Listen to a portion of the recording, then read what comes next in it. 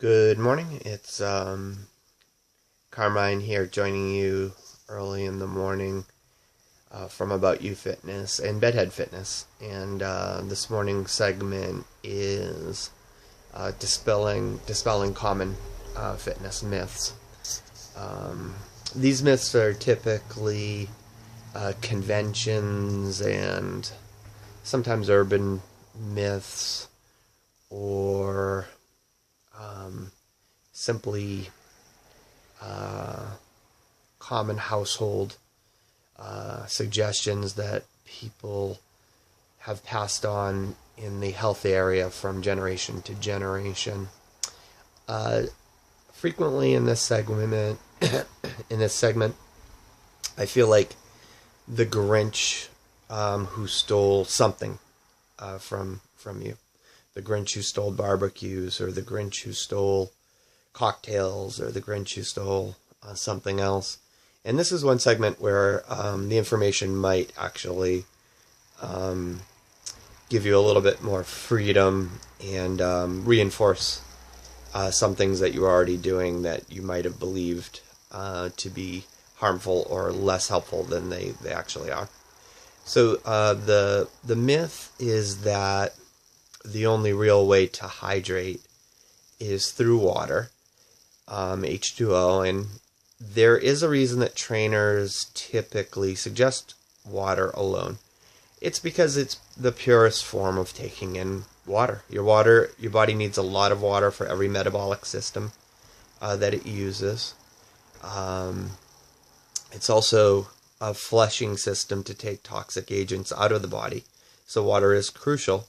And, good water is just the purest way to do it, whether it's filtered water, or if you're using bottled water, which is also filtered water, by the way, unless you're, getting a very specific product, and probably a very expensive product. You are drinking a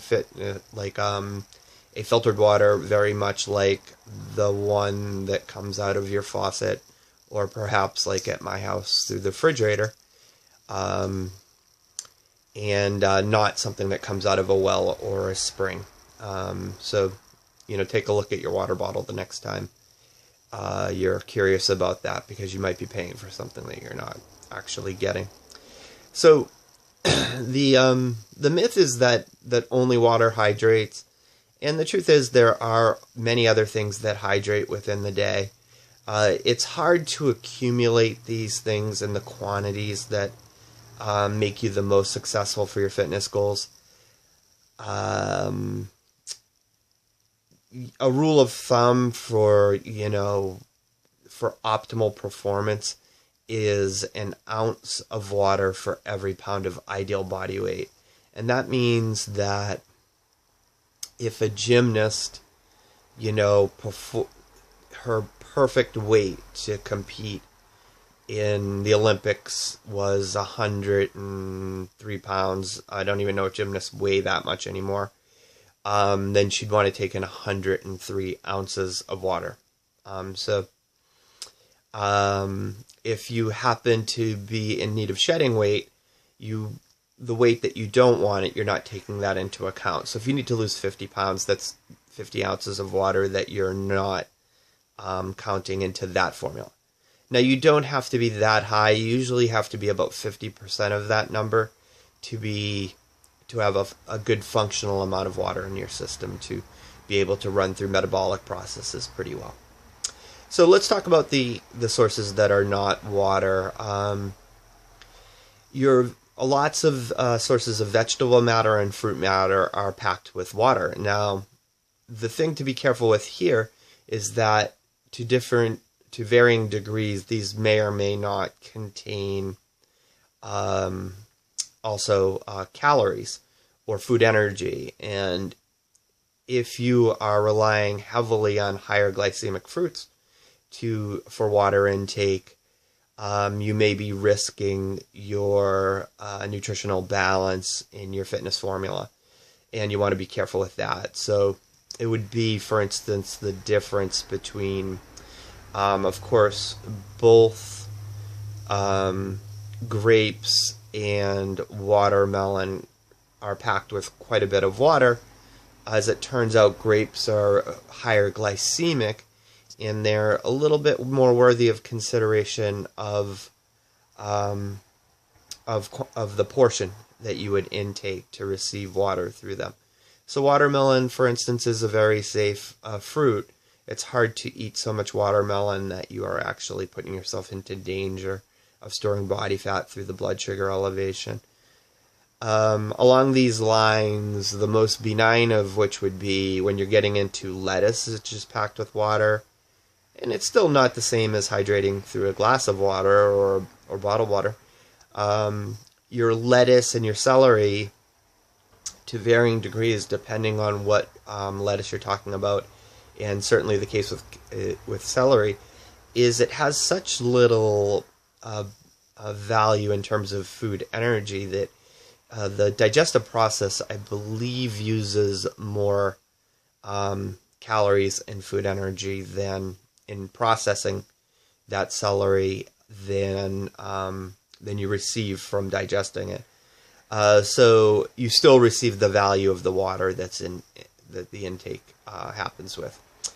Beyond that, there are lots of different sports products that contain electrolytes. That's a word that you'll hear commonly. Electrolytes are important.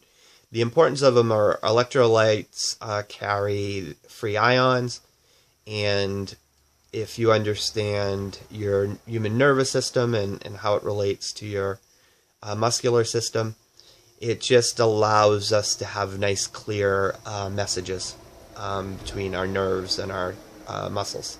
So the nerves send out a message and the muscle twitches. That's basically the rule. So that's the importance of electrolytes, and that's also the reason that foods such as calcium, potassium,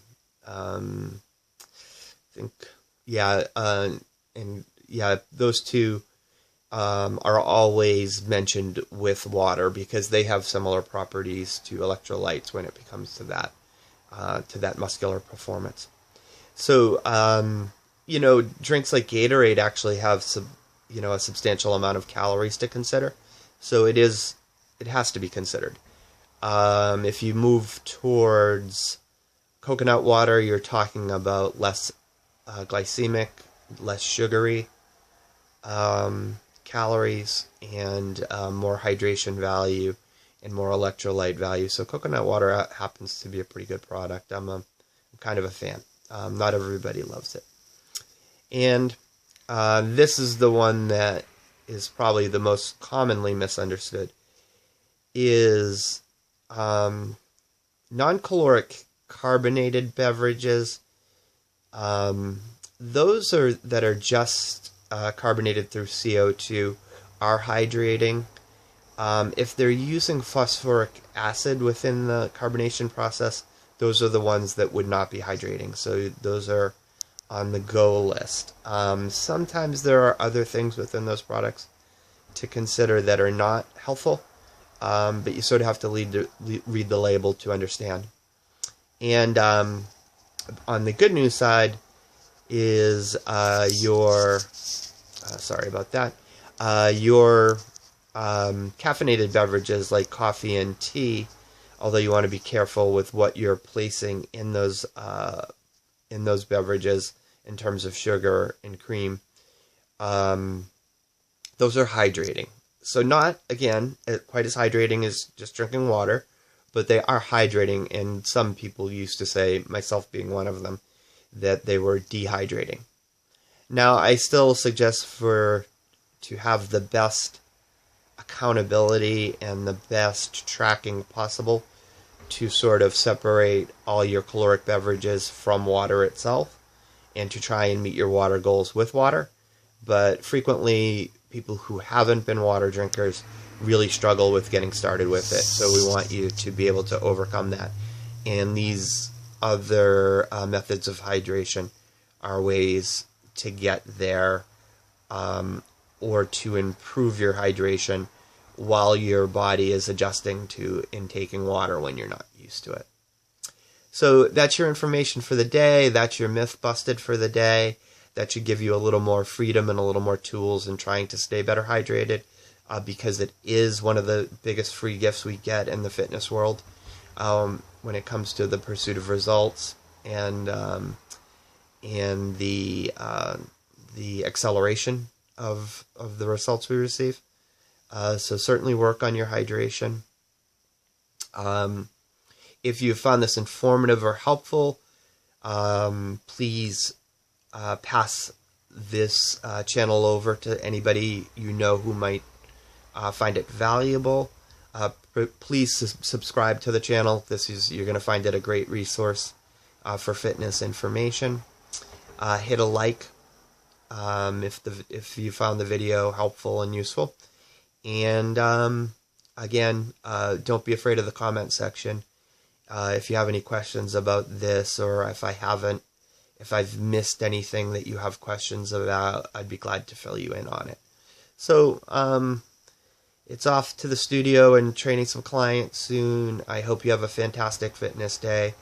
Carmine with Bedhead Fitness checking out.